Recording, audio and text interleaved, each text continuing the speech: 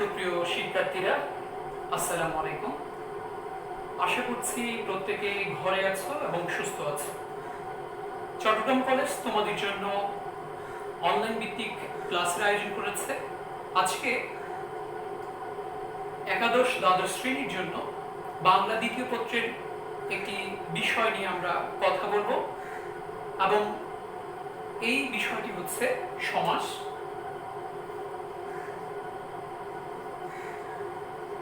আমরা জানি বাংলা শব্দ গঠন প্রক্রিয়ার অন্যতম একটি বিষয় হচ্ছে সমাস। তাহলে এটাকে আমরা বলতে পারি বাংলা শব্দ গঠনের প্রক্রিয়া। বাংলা ভাষায় যতগুলো শব্দ গঠিত হয়েছে তার মধ্যে সবচেয়ে বেশি প্রকৃতি প্রত্যয়ের মাধ্যমে গঠিত হয়েছে বাংলা ভাষার শব্দগুলো। এরপরে সমাস যুগে গঠিত হয়েছে এবং সর্বশেষ উপসর্গ যুগে। বাংলা ভাষার শব্দ গঠন প্রক্রিয়া মূলত এই তিনটা। সেই তিনটার মধ্যে অন্যতম একটি হচ্ছে সমাস। সমাস মূলত সংস্কৃত জাত এবং সমাসকে যদি আমরা বিশ্লেষণ করি তাহলে আমরা পাচ্ছি সম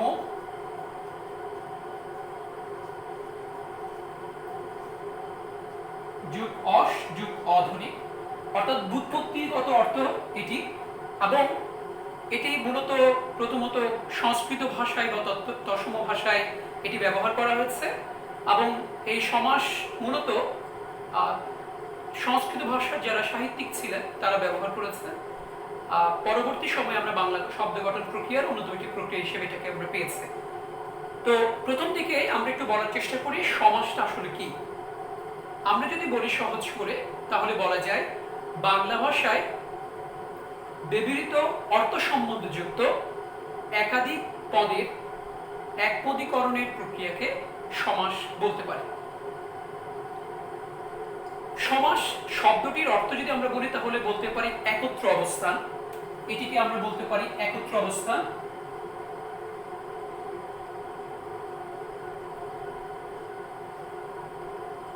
অর্থাৎ একসঙ্গে অবস্থান বোঝানো হয় এবং সমাসের যে প্রক্রিয়া সেটির মধ্য দিয়ে আমরা অনেক বড় বড় বাক্যকে খুব সুন্দর করে অল্প কথায় সাবলীলভাবে সুন্দরভাবে বলতে পারি। আমরা যদি একটু উদাহরণের মাধ্যমে এটা বলার চেষ্টা করি তাহলে আমরা দেখতে পাই, যদি আমরা লিখি সিংহ চিহ্নিত আসন, আমরা যদি বাক্যটি এইভাবে বলি যে রাজামশাই সিংহ চিহ্নিত আসনে বসে আছেন, তাহলে কিন্তু অনেক লম্বা একটি বাক্যের মাধ্যমে আমরা মনের ভাবটাকে প্রকাশ করছি। কিন্তু এটাকে যদি আমরা ছোট করি তাহলে কিন্তু এটি হচ্ছে সিংহাসন। এখন যদি আমরা বলি রাজামশাই সিংহাসনে বসে আছেন, তাহলে শুনতে অনেক শ্রুতিমধুর হয়, সাবলীল হয় এবং প্রতিটি পদগুলো একটি পদে এসে রূপান্তরিত হয়েছে এবং শুনতে অনেক বেশি শ্রুতিমধুর লাগছে। আমরা যদি একটু বলার চেষ্টা করি সিংহ চিহ্নিত যে আসন, এই বাক্যটিকে আমরা বলি ব্যাস বাক্য, অন্য নাম হচ্ছে বিগ্রহ বাক্য, অথবা আমরা বলছি সমাস বাক্য। তাহলে এই যে সিংহ চিহ্নিত আসন সেটি এখানে সে হয়েছে সিংহাসন এবং এটিকে আমরা বলছি সমস্ত পদ। এটার অন্য নাম আছে সমাজবদ্ধ পদ, অথবা আমরা বলতে পারি সমাস নিষ্পন্ন পদ।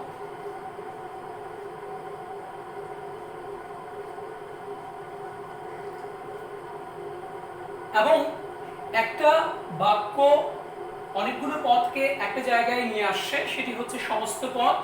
এবং যখন বাক্যটি এখানে রূপান্তরিত হচ্ছে তখন প্রধানত তিনটি কাজ এখানে করে।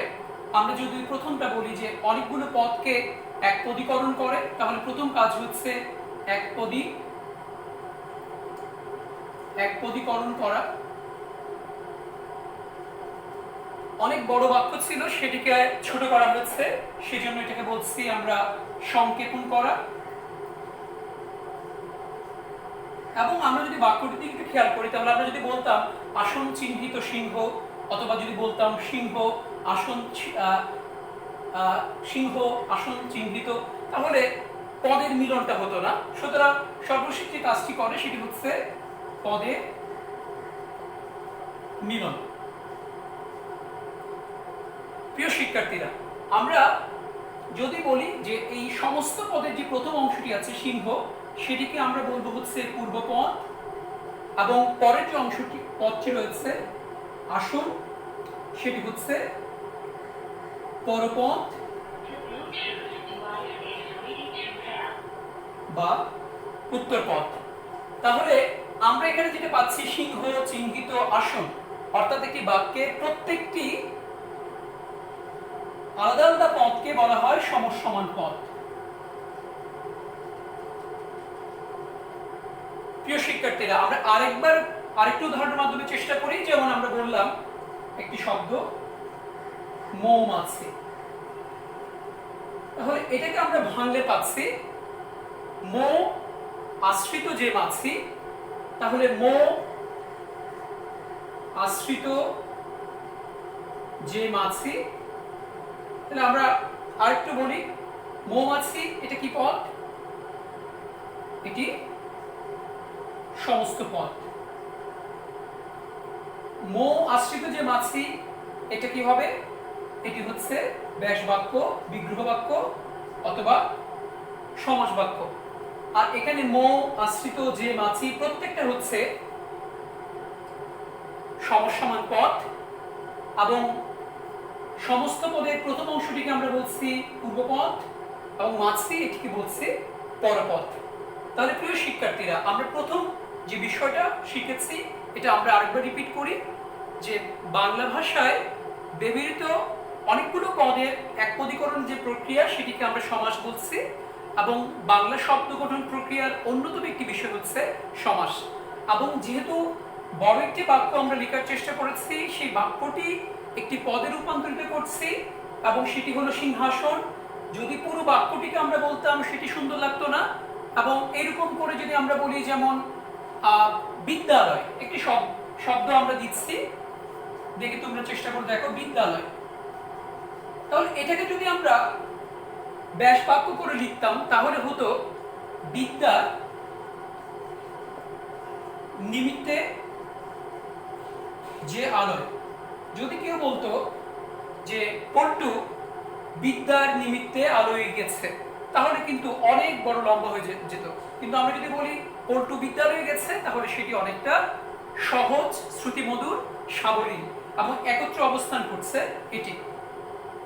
আমরা এরপরের বিষয়টি জানি, সেটি হচ্ছে সমাস কয় প্রকার। ছোটবেলা থেকে আমরা অনেকেই এই সমাসটাকে বলতাম 6 মাস, অর্থাৎ এটি শিখতে নাকি 6 মাস লাগে। আসলে খুব বেশি কঠিন কোনো বিষয় নয়, মূলত চর্চার মাধ্যমে সেটিকে সহজ করা যায়। তাহলে সমাস হলো কয় প্রকার? 6 প্রকার। সমাস কয় প্রকার? 6 প্রকার। ছোটবেলায় আমরা সবাই শিখেছি ক্লাস 7-8 থেকে দ্বন্দ্ব সমাস, দ্বিগু সমাস, কর্মধারয় সমাস, অব্যয়ভাব সমাস, তারপরে দ্বিগু সমাস, তারপর কি বহুব্রীহি সমাস। দ্বন্দ্ব, দ্বিগু, কর্মধারয়, অব্যয়ভাব, তারপর কি বহুব্রীহি, তৎপুরুষ। তাহলে 6টা সমাস রয়েছে। আমরা মনে রাখার জন্য, অর্থাৎ যখন আমরা সমাস নির্ণয় করব, তখন সবচেয়ে গুরুত্বপূর্ণ হচ্ছে যে একটি সমাসের যে একটি সমস্ত পদের মধ্যে যে দুটো পদ রয়েছে, একটি পূর্বপদ এবং আরেকটি পরপদ, সেই পূর্বপদ বা পরপদের কোন অর্থটি প্রাধান্য পাচ্ছে সেটির উপর নির্ভর করে আমরা সমাসটাকে সহজে নির্ণয় করতে পারি। সেজন্য আমরা একটা সূত্র আবিষ্কার করেছি মনে রাখার জন্য। আগে তোমরা লিখে ফেলো।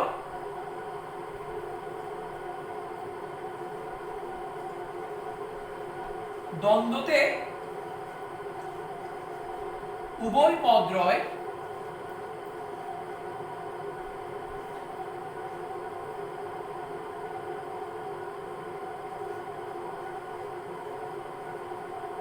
তদ্দিরে পরপদ হয়। তারপর আমরা বলছি পূর্বপদে অব্যয়ীভাব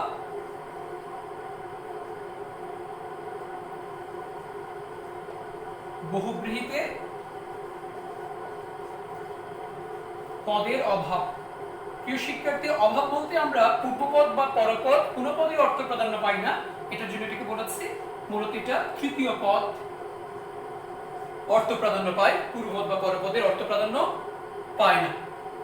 আমরা এখানে তিনটা সমাস রেখে দিয়েছি। তদ্দি, আমরা এটা একটু বিশ্লেষণ করার চেষ্টা করি। ততে আসছে হচ্ছে তৎপুরুষ, কতে আছে হচ্ছে কর্মধারয় এবং দিতে আছে হচ্ছে দ্বিগু। আমরা একটু মনে রাখার চেষ্টা করি, তৎপুরুষ হচ্ছে বিভক্তির বিষয়, তাহলে আমরা এখানে ছোট করে লিখে রাখি বিভক্তি, অর্থাৎ বিভক্তি যোগে যেটি সমাস হয় সেটি হচ্ছে তৎপুরুষ। কর্মধারয় হচ্ছে তুলনা করা বোঝাবে এবং দ্বিগু হলো সংখ্যা। তাহলে এই তিনটে বিষয় মাথায় রাখতে পারলে আমরা এই তিনটে বিষয়কে আলাদাভাবে বিশ্লেষণ করতে পারবো। আমরা কিছু পদ দিয়ে এখানে বিশ্লেষণ করতে পারি। যেমন দ্বন্দ্ব সমাসে উভয় পদ রয়, আমরা বলেছি দ্বন্দ্ব সমাসে একমাত্র সমাস যেখানে দুই বা তার অধিক যদি পদ হয় তাহলে প্রত্যেকটা পদেরই অর্থ প্রাধান্য পায়। যদিও বা আমরা বহুপদী অনেকগুলো সমাস এরকম পাচ্ছি। যেমন আমরা যদি একটু লেখার চেষ্টা করি একটা শব্দ, যেমন লিখলাম অহি নকুল। অহি মানে সাপ, নকুল মানে হচ্ছে বেজি। তাহলে এখানে অহি বা নকুল দুটোরই অর্থ প্রাধান্য পাচ্ছে, তাহলে এটি একটি দ্বন্দ্ব সমাস। তাহলে আমরা বলতে পারি অহি ও নকুল। আমরা একটু বলে রাখার চেষ্টা করি প্রিয় শিক্ষার্থীরা, দ্বন্দ্ব সমাসে মূলত একটি অব্যয় ব্যবহার করা হয়ে থাকে এটি নির্ণয় করার জন্য। এটি সংযোজক বা বিয়োজক হতে পারে, তবে বেশিরভাগ ক্ষেত্রে এটি ও এবং দিয়ে নির্ণয় করা হয়। যেমন আমরা আরেকটা শব্দ লিখি, একটি হচ্ছে শীতউষ্ণ। শব্দটি দেখার পরে বা পদটি দেখার পরে মনে হচ্ছে অনেক কঠিন, আসলে কঠিন নয়। এখানে দুটি পদ আছে, একটা শীত আর একটা উষ্ণ। তাহলে এখানেও আমরা বলতে পারি দুটো অর্থ প্রাধান্য পাচ্ছে, শীত ও উষ্ণ। আবারও বলার চেষ্টা করছি, দ্বন্দ্বতে উভয় পদ রয়, তদ্দিরে পরপদ হয়, পূর্বপদে অব্যয়ীভাব, বহুব্রীহিতে পদের অভাব। তোমরা নিশ্চয়ই মনে রাখবে। আমরা এরপরে আসি হচ্ছে তৎপুরুষ সমাস। যেমন আমরা যদি একটি শব্দ লিখি সলিল সমাধি, তাহলে আমরা দেখতে পাচ্ছি যে এখানে একটি বিভক্তি রয়েছে। বিভক্তিটা কি? সলিল। সলিল মানে হচ্ছে পানি আর সমাধি মানে হচ্ছে মৃত্যু। তাহলে সলিলে সমাধি, তাহলে এখানে এই বিভক্তি আসছে সলিলে সমাধি। তাহলে এটি যেহেতু এই বিভক্তি রয়েছে সেটি কোন তৎপুরুষ সমাস? সপ্তমী তৎপুরুষ। তারপরে আমরা যদি বলি রথ দেখা, যেমন রথ দেখা, তাহলে এখানে কিন্তু একটা বিভক্তি রয়েছে, রথ দেখা। আসলে কাকে দেখছি? রথকে দেখছি। তাহলে রথ কে দেখা, তাহলে এটি কোন তৎপুরুষ সমাস? দ্বিতীয় তৎপুরুষ সমাস।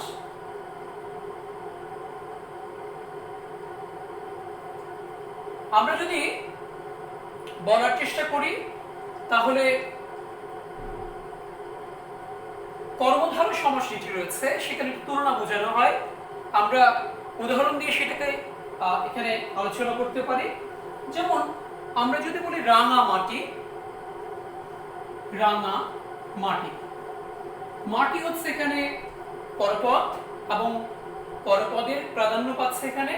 তাহলে আমরা যদি বলি রাঙা যে মাটি,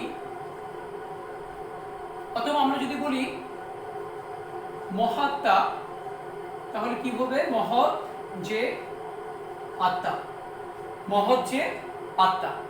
তাহলে এখানেও আমরা বলতে পারছি তুলনা বোঝাচ্ছে, অথবা আমরা যদি বলি কাজল কালো, কাজল কালো, কাজলকে কালোর সঙ্গে তুলনা করা হচ্ছে কাজলের নিয়ে।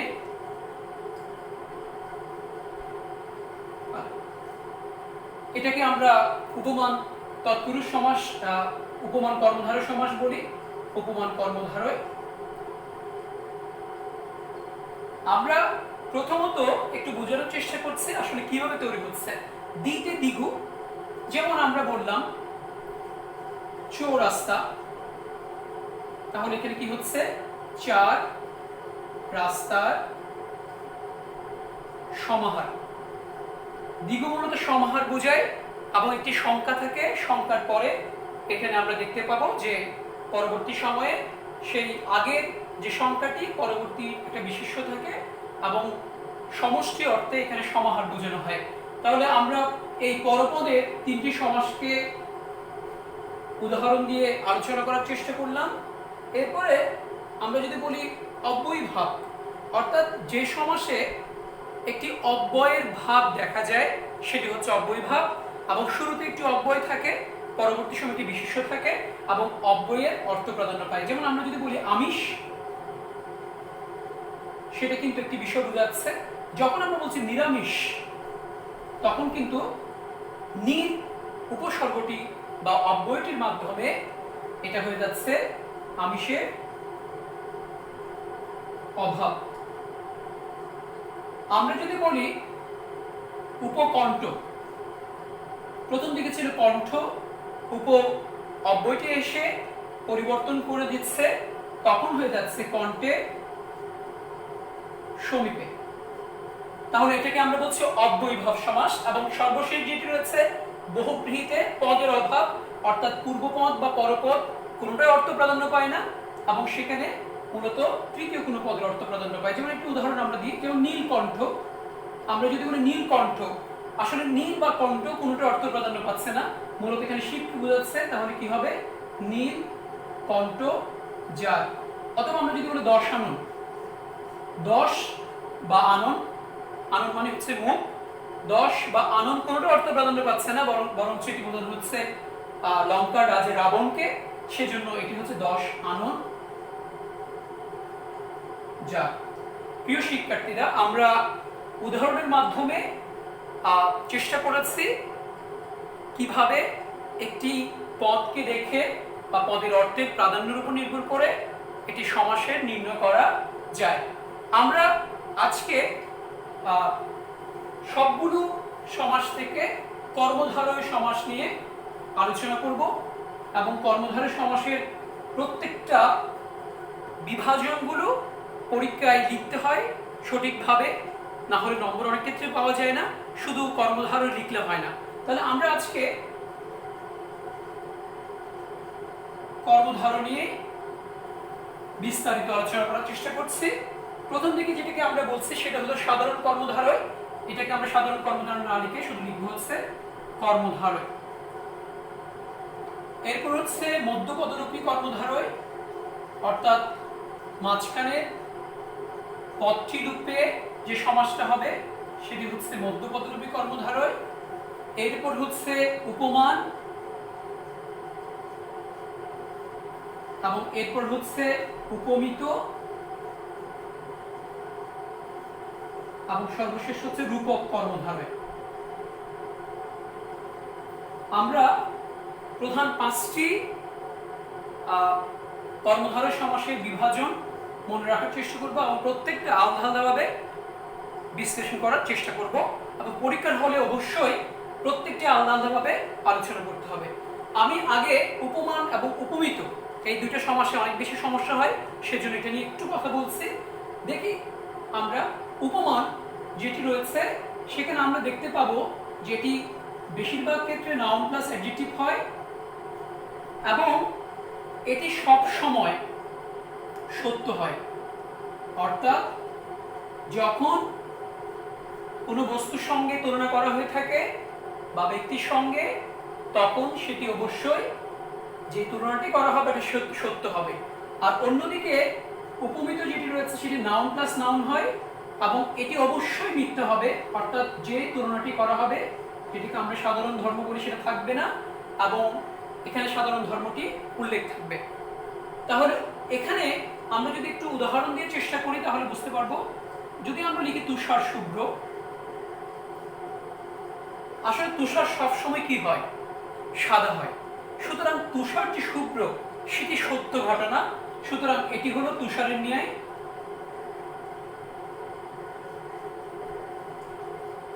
শুভ্র। আমরা ট্রেডিশনালি যেটি বলি যে ন্যায় শব্দটি মাঝখানে থাকলে সেটি উপমান হয়, এবং ন্যায় শব্দটি শেষে থাকলে সেটি উপমিত হয়। যদিও বা এটা ট্রেডিশনালি নিয়ম, এটি আসলে মাঝখানে বা শেষে কোনো বিষয় নয়, তারপর আমরা মনে রাখার জন্য মাঝখানে থাকলে সেটাকে উপমান দেওয়ার চেষ্টা করব, এবং শেষে থাকলে সেটাকে উপমিত দেওয়ার চেষ্টা করব ট্রেডিশনালি মনে রাখার জন্য। যদি আমরা বলি কাজল কালো, এর আগে আমি উদাহরণটা দিয়েছিলাম কাজল কালো, তাহলে এখানেও দেখছি কাজলটা আসলে কালো, দেখি সাদা না, কাজল সবসময় কি হয়? কালো হয়। সেজন্য এটা হবে কাজলের ন্যায় কালো। আমরা এরপরে যদি উপমিতে আসি, এটা উপমান, তাহলে উপমিত ক্ষেত্রে যদি হয়, আমরা যদি লিখি ফুল কুমারী, আসলে কখনো কোনো ফুল বা কুমারী কখনো কুমারী ফুলের মতো হয় না, সুতরাং এটা সত্য নয়, সেটা মিথ্যা। সুতরাং এটি হবে কি? কুমারী ফুলের নেই। অথবা আমরা যদি বলি পুরুষ সিংহ, পুরুষ সিংহ, তাহলে এখানেও কিন্তু পুরুষ কখনো সিংহ হয় না, সেটা মিথ্যা হয়, সুতরাং এটা হবে পুরুষ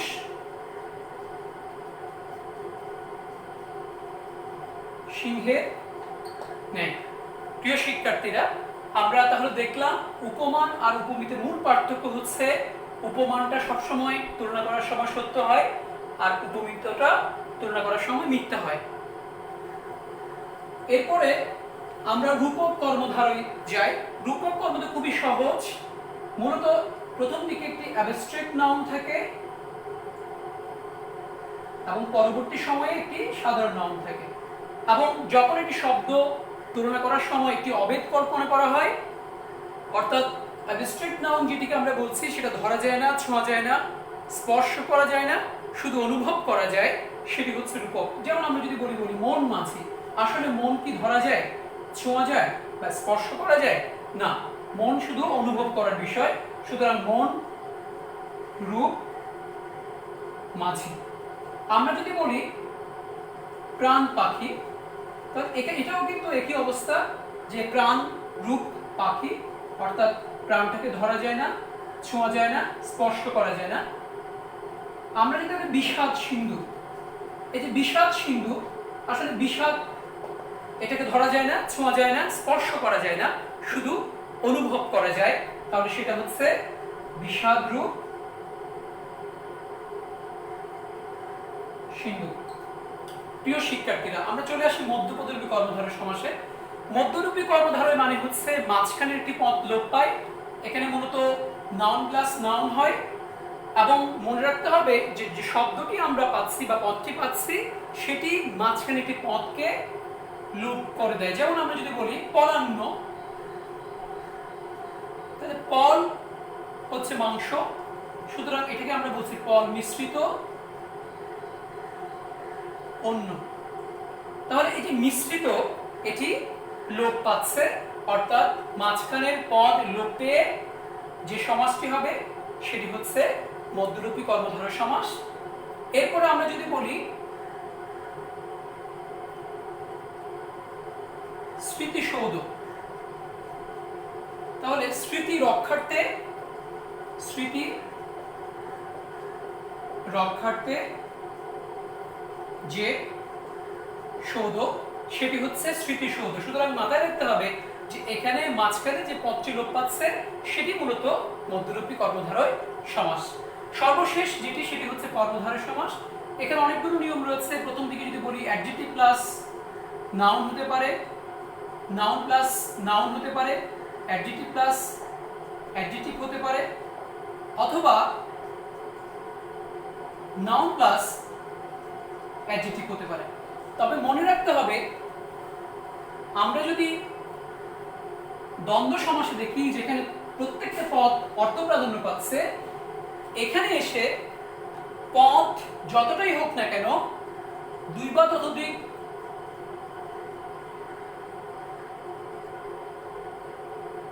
দুই বা অধিক পদ থাকলেও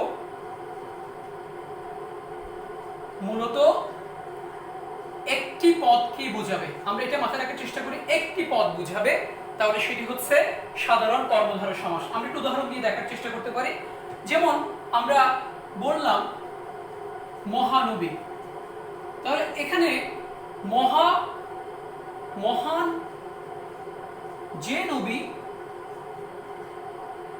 মহান যে নবী, এটা হচ্ছে তার ব্যাস বাক্য। তাহলে আমরা দেখতে পাচ্ছি যে এখানে অ্যাডজেক্টিভ প্লাস নাউনের মাধ্যমে একটি সমাস গঠিত হচ্ছে এবং অধিক পদ থাকার পরও একটি পদকে প্রাধান্য দিচ্ছে। যেমন আমরা যদি বলি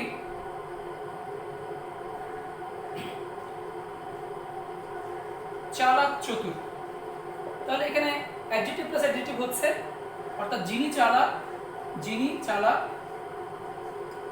তিনি চতুর, অর্থাৎ একটিকে বোঝাচ্ছে এবং যিনি তিনি যা আশায় গণ্যমান্য, যিনি গণ্য তিনি মান্য। অথবা আমরা যদি বলি গিন্নিমা অথবা জজ সাহেব, তাহলে গিন্নিমা কি হচ্ছে যিনি গিন্নি তিনি মা। তাহলে একাধিক পদ আছে কিন্তু একটি পদেরই অর্থ প্রাধান্য পাচ্ছে, অর্থাৎ একাধিক পদ থাকার পর বা দুই বা তার অধিক পদ থাকার পরও যেখানে পরপদের অর্থ প্রাধান্য পায় সেটি হচ্ছে কর্মধারয় সমাস। অথবা এরকম হতে পারে যে আলু সিদ্ধ, অর্থাৎ নাউন প্লাস যেটা আলু সিদ্ধ, আসলে এখানেও কিন্তু একটি পদকে বোঝাচ্ছে, অর্থাৎ সিদ্ধ যে আলু। অথবা বেগুন ভাজা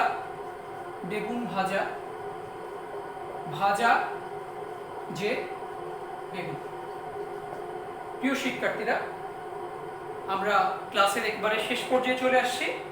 আমরা আশা করছি এতক্ষণ ধরে যে বিষয়টি আমরা আলোচনা করেছি সেটা তোমরা বুঝতে পেরেছো এবং তোমাদের ভালো লেগেছে।